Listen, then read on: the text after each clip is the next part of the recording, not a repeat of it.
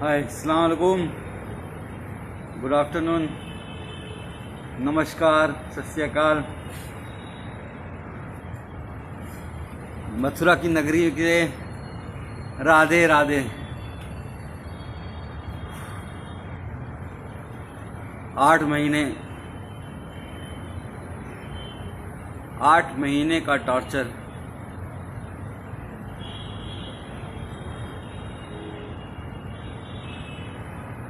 तो सबसे पहले आप सब लोगों का 138 करोड़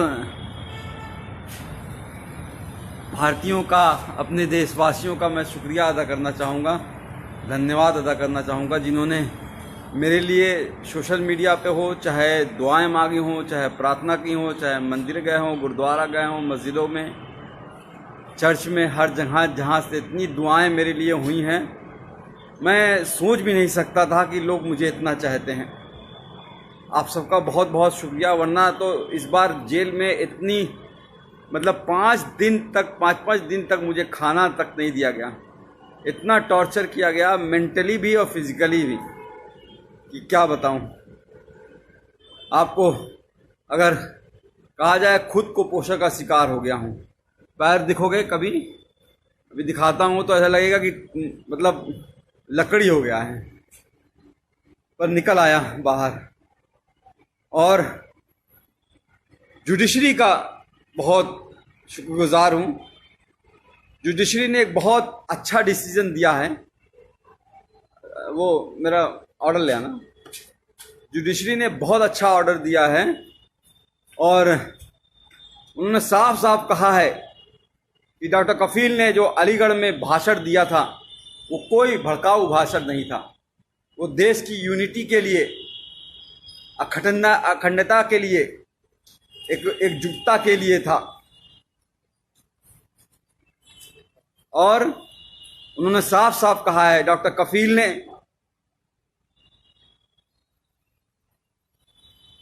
हेल्थ पे बात की है, एम्प्लॉयमेंट पे बात की है, एजुकेशन पे बात की है, रोटी कपड़ा मकान पे बात की है।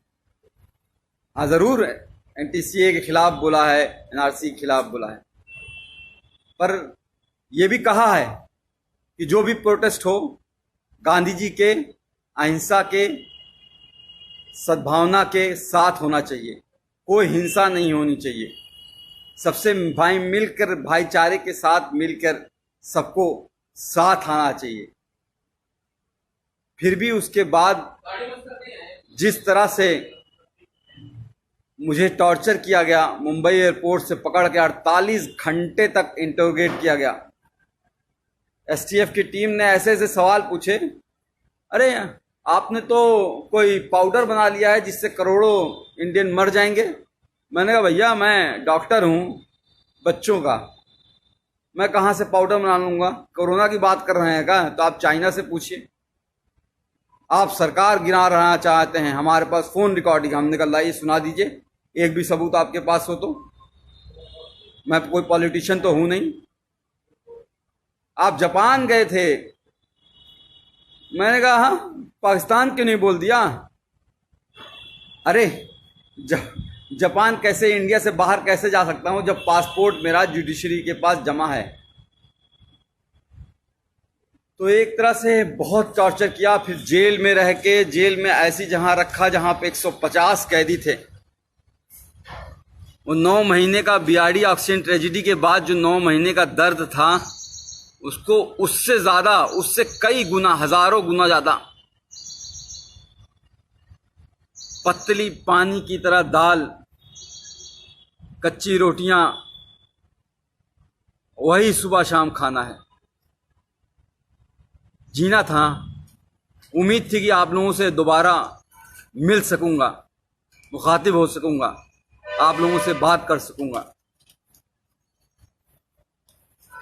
और आप सबकी दुआएं काम आई। आज आपके साथ हूं फिर से दोबारा।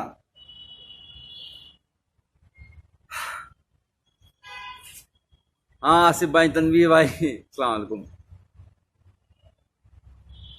मथुरा की नगरी, कृष्ण जी की पवित्र नगरी में रह के बहुत कुछ सीखा कि किस तरह से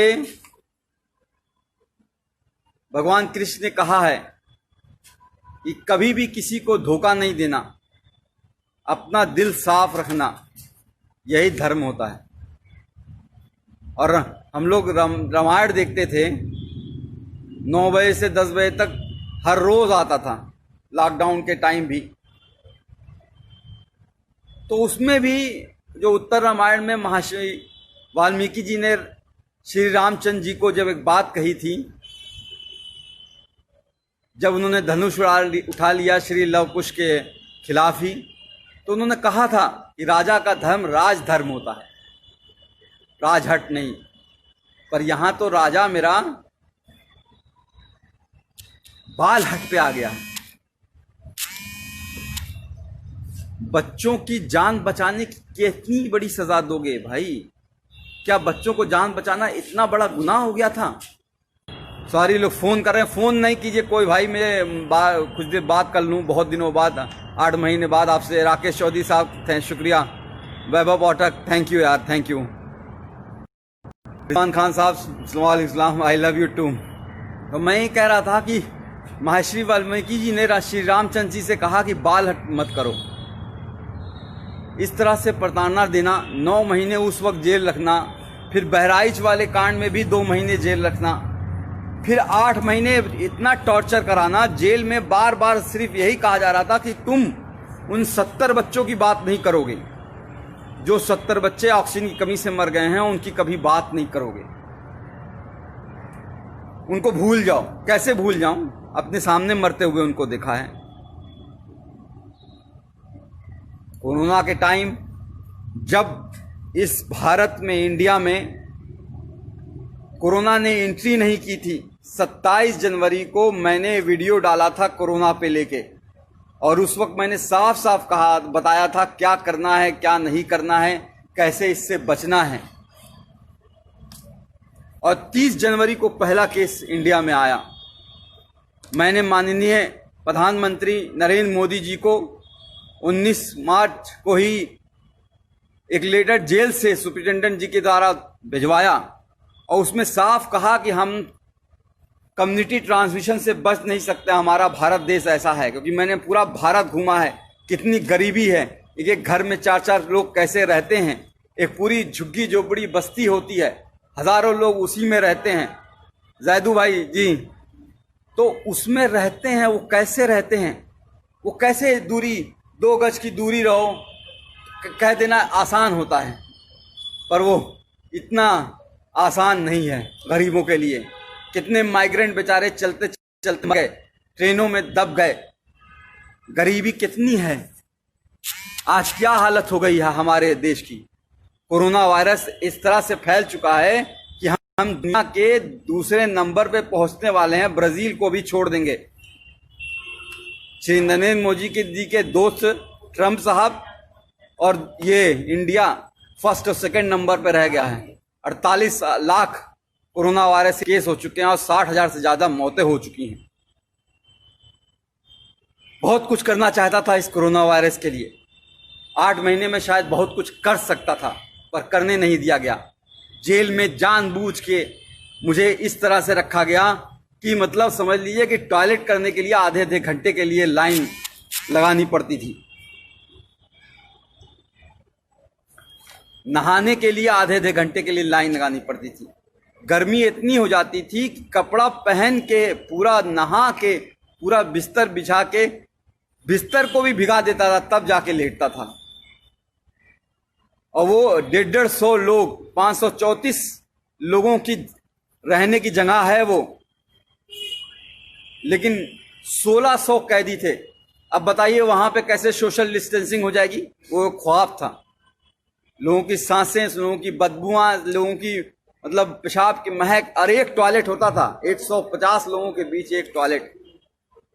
किस तरह से जिंदगी गुजरी है। और एक बात बता दूं, सिर्फ मैं नहीं सफर किया हूं, पूरी फैमिली को हरास किया है। पूरी फैमिली को जिस तरह से प्रताड़ित किया गया है उसका कोई बयान नहीं है। गोपाल दीक्षित जी, शेखर जी, मैं हायस कर रहा हूं अपनी सेहत, अब तो कुछ बनाऊंगा। वहां तो पतली दाल से जिंदगी बस चलानी थी। तो मेरा बच्चा जो 11 महीने का था, जब चल नहीं पाता था तो उसे छोड़ गया था, आज चलता है, दौड़ता है, बोलता है।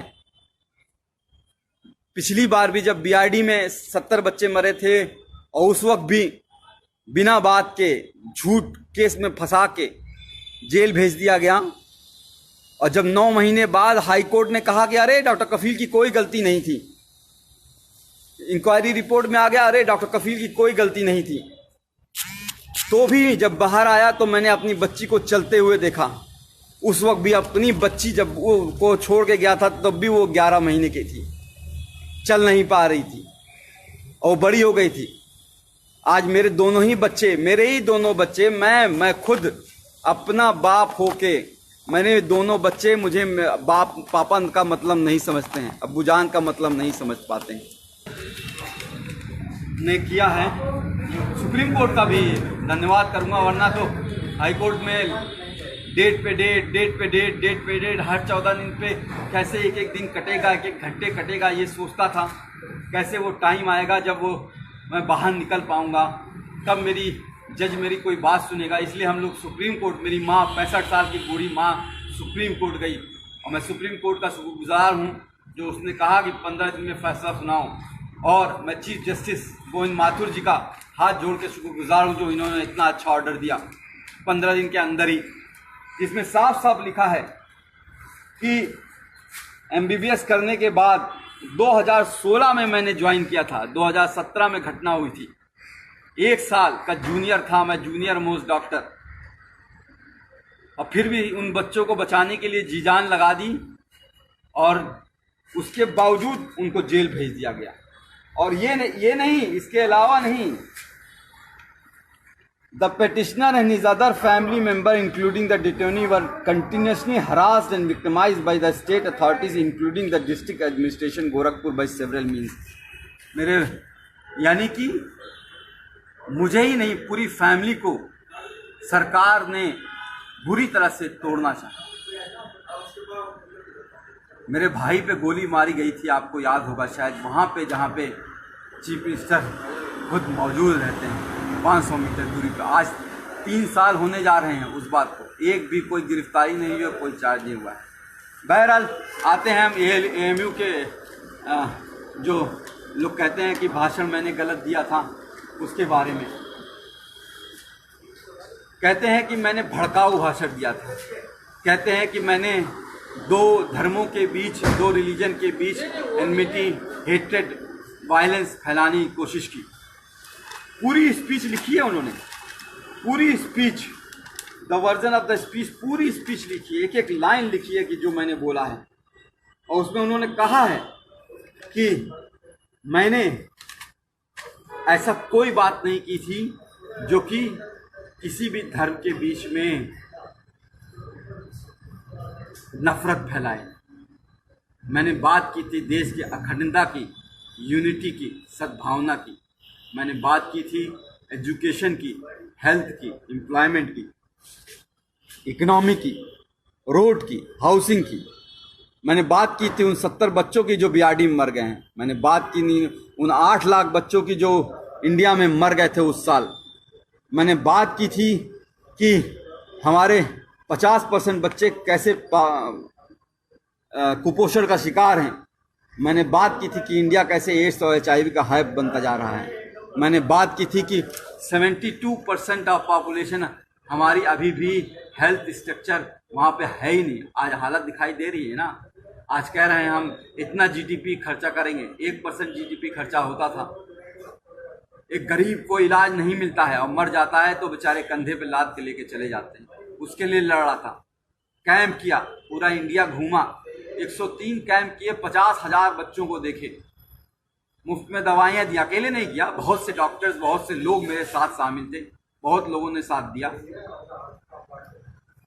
पर हुआ क्या, उसको भी दबा दिया गया। इस कोरोना टाइम के मैं जब रियली काम कर सकता था, शायद कोई नई दवा खोज सकता था कोरोना के खिलाफ, शायद कोई नई वैक्सीन खोज सकता था, टीका खोज सकता था, उस वक्त जेल में डाला। बहरहाल बाहर आ गया हूँ, कोशिश करूँगा और फिर से मुख्यमंत्री योगी आदित्यनाथ जी से निवेदन करूँगा कि मुझे नौकरी पे वापस ले लें।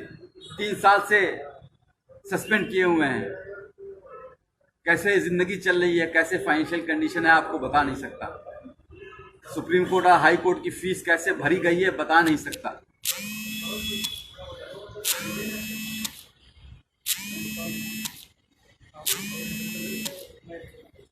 पर लड़ा, कहते हैं ना, इस जुल्म की दौर में जुबान, कहते हैं ना कि इस जुल्म के दौर में जुबान खोलेगा कौन। अगर हम भी चुप रहेंगे तो बोलेगा कौन। तो बोलना ज़रूरी है, किसी न किसी को कुर्बानी देनी होगी और शायद ऊपर वाले ने मुझे चुना है। बहरहाल बाहर आ गया हूँ, कोशिश करूँगा कि सबसे पहले बिहार, असम, केरल, कर्नाटका, तमिलनाडु, जहाँ पे बाढ़ आई हुई है, बाढ़ से तो एक बहुत बड़ा नुकसान होता है। घर डूब जाते हैं, घर टूट जाते हैं, लोग बिखर जाते हैं। लेकिन सबसे ज़्यादा नुकसान तब होता है जब बाढ़ का पानी चला जाता है। पिछली बार हम लोग केरल और असम और बिहार में हम लोगों ने बहुत काम किया था और इस बार भी काम करना चाहूँगा, क्योंकि बाढ़ का पानी बीतने के बाद बहुत सी बीमारियां आती हैं, महामारी आती है। Chikungunya, malaria, dengue, Kalra, skin disease, चमड़ी की बीमारियां, आँखों की बीमारियां, कान बहना बहुत होता है। उस पर काम करना चाहूँगा।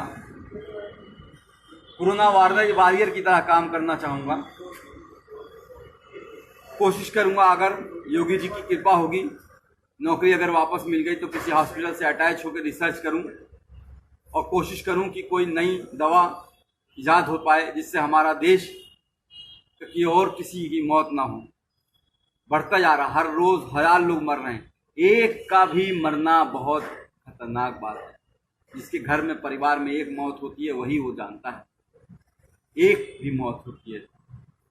और यहाँ तो सब 60-65 हज़ार लोग मर चुके हैं।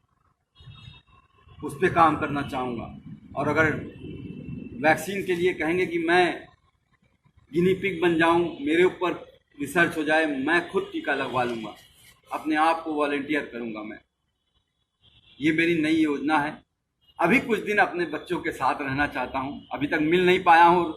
कल भी आप सोच लीजिए, कल 11:30 बजे डिस्ट्रिक्ट जेल मथुरा में ऑर्डर पहुँच गया था हाई कोर्ट का। डीएम अलीगढ़ को हाई कोर्ट का ऑर्डर मिल गया था, लेकिन फिर भी 12 घंटे तक ये लोग यही कोशिश करते रहे कि किसी तरह से कोई और केस में फंसा दें। जैसे इन्होंने पिछली बार अलीगढ़ में जब मुझे गिरफ्तार किया था मुंबई से, तो जब मुझे बेल 10 फरवरी को मिल गई थी तो 4 दिन तक कोर्ट के आदेश के 2-2 बार आदेश के बावजूद छोड़ा नहीं मुझे। इलीगली मुझे डिटेन करके रखा और फिर एनएसए लगा दी। एनएसए मतलब नेशनल सिक्योरिटी एक्ट। मैं टेररिस्ट हूँ क्या? दाढ़ी ये जो बढ़ जाती है, जेल में बढ़ जाती है। आज तक कभी आपने सुना है मैं किसी हिंदू, मुस्लिम, सिख, ईसाई या किसी में धर्म के भेदभाव में करता हूँ? 50,000 जो बच्चों को देखा, पूछा कोई कौन गरीब है, कौन अमीर है, कौन किस जाति का है, कौन किस धर्म का है? उस पर इल्ज़ाम लगाओगे? इल्ज़ाम वो लगाते हैं जिनका खुद का दिमाग गंदा होता है, जो भरा होता है गंदगी से, वो दिमाग वो लगाते हैं।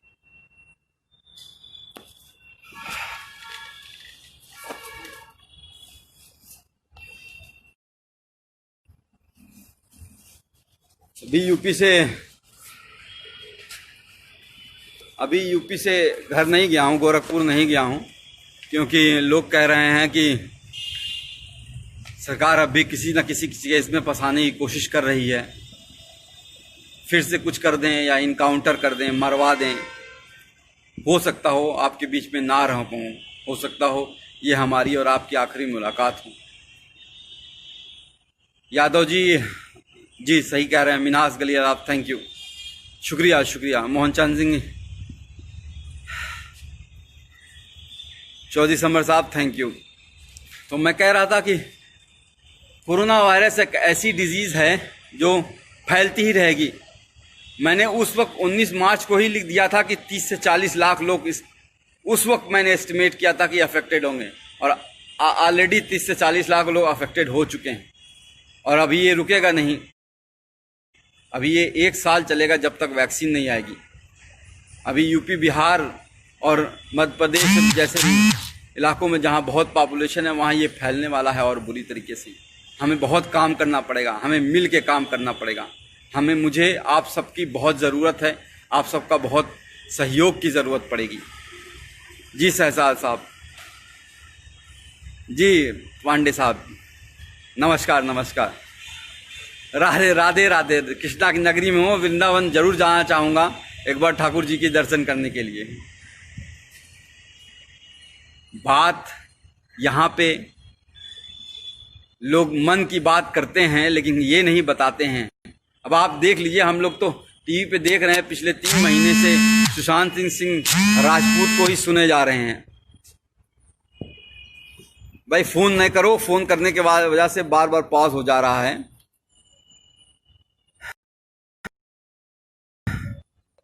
सुशांत सिंह राजपूत की 3 महीने से लगातार टीवी पे बात किए जा रहे हैं, मन की बात, लेकिन कोई ये नहीं बात कर रहा है कि हमारा जीडीपी परसों जीडीपी शायद रिलीज हुआ है, और हमारा जीडीपी जो है, भाई फोन नहीं करो, मैं कह रहा हूं। पर ईश्वर चंद साहब, कोई फोन ना कीजिए प्लीज। कुछ बहुत दिनों बाद आप लोगों से मिला हूं, आप लोगों के चेहरे दिखाई दे रहे हैं मुझे। शमसुल मलिक साहब, नूर खान, रेहान खान साहब, आदित्य राज साहब, आफ्ताब, तो आप सबसे बात करना चाहूँगा, फ़ोन ना करें। तो मैं कह रहा था कि जो मेन बातें हैं टीवी पे डिबेट जो होती है वो नहीं हो रही है। शायद कुछ टीवी, एनडीटीवी है, या आपका मिरर नाउ है, टाइम्स नाउ है, या फिर इंडिया टुडे है, इस सब पे हो रही होगी। पर जो यहाँ पे बातें हो रही हैं वो ये नहीं हो रही हैं किस तरह से माइग्रेंट, हमारे करोड़ों लोग किस तरह से पैदल चले और चलते चलते मर गए, उस धूप में, कड़ी धूप में मर गए। ये बात नहीं हो रही है कि अनएम्प्लॉयमेंट कितना बढ़ गया है, लोगों को नौकरियां नहीं है, लोगों को खाने को नहीं है। 500 रुपया आपके अकाउंट में डाल दिया गया है, अब आपको 3 महीने तक 500 रुपया चलाइए। 5 किलो चावल दे दिया गया है, आप पूरी 8 लोगों की फैमिली है, खाते रहिए 3-6 महीने तक।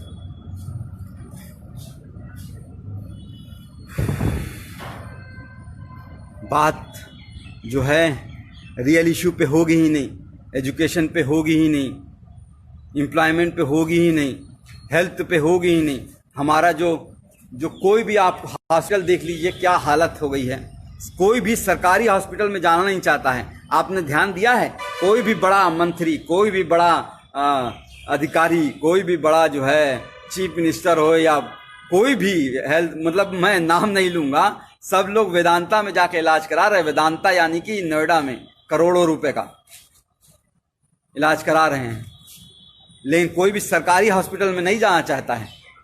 क्यों? क्योंकि सरकारी हॉस्पिटल की हालत खराब है। वहां गरीब जाएगा, गरीब मरेगा, और गरीब मरता है तो मर जाने दो, क्या फर्क पड़ता है। तो जो लोग ये सोचते हैं कि बार बार जेल में डाल के, मार के, पीट के, तोड़ के, यहाँ मारो, यहाँ मारो, यहाँ मारो, उल्टा पटला रात को डंडे से मारो, गान लाल कर दो एकदम पूरी तरह से, पैर पे मारो, करते रहो, ये एकदम तोड़ दो इसको, तो वो शायद नहीं जानते हैं कि एक बात सिखाई गई थी कि डरना नहीं है। I won't bend, I won't bend, मैं झुकूंगा नहीं। डरना आता नहीं हमें, चाहे जितना भी डरा लो। हर बार एक नई ताकत से उठेंगे, चाहे जितना भी झुका लो।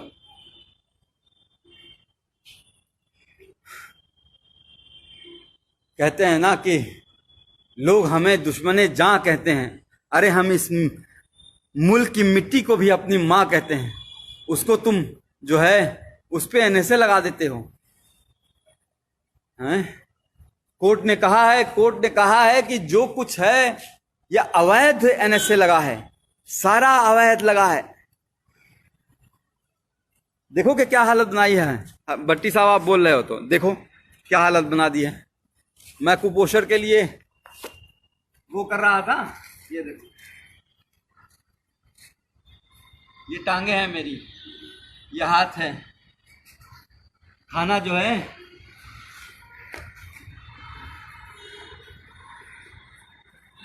जिंदगी का, जो मैं खुद कुपोषण का, बच्चों का इलाज किया करता था, आज खुद कुपोषित हो गया।